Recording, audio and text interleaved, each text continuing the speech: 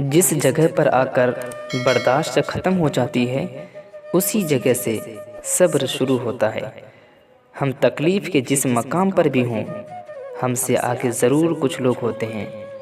انہیں دکھ اور شکر کی لاٹھی تھام لینی چاہیے تاکہ راستہ آسانی سے کٹ سکے۔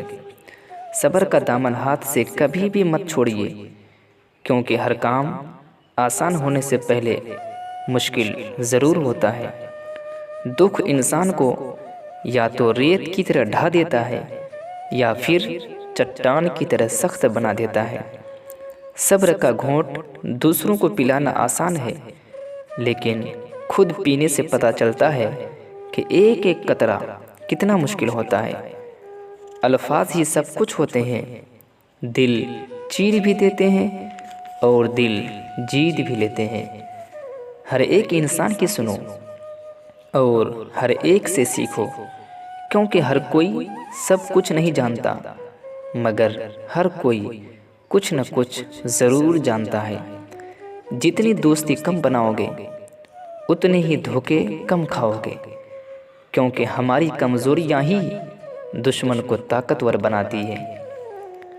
بہت بے بس ہو جاتا ہے انسان جب کسی کا ہو بھی نہیں سکتا اور اسے کھو بھی نہیں سکتا۔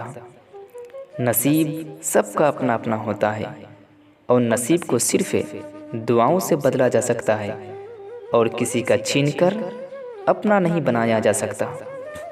جب لوگ آپ کو تکلیف میں اکیلا چھوڑ دیں تو جان لیجئے کہ اللہ تعالیٰ آپ کے کام کا ذمہ خود لینا چاہتا ہے۔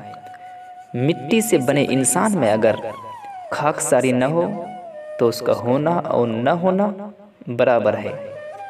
کل کی فکر ہرگز مت کیجیے، جس رب نے آج تک سب سنبھال لیا ہے وہی کل بھی سنبھال لے گا۔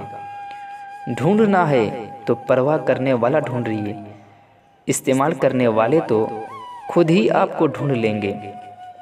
آدمی اچھا تھا یہ الفاظ سننے کے لیے مرنا پڑتا ہے۔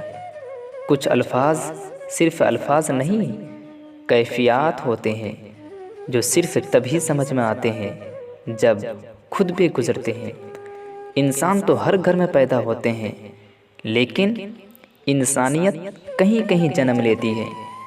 جب غم ستائے تو دل کو مضبوط کر لیجئے، اور اگر مضبوط نہ کر سکو تو خود کو بزی رکھنا سیکھیے۔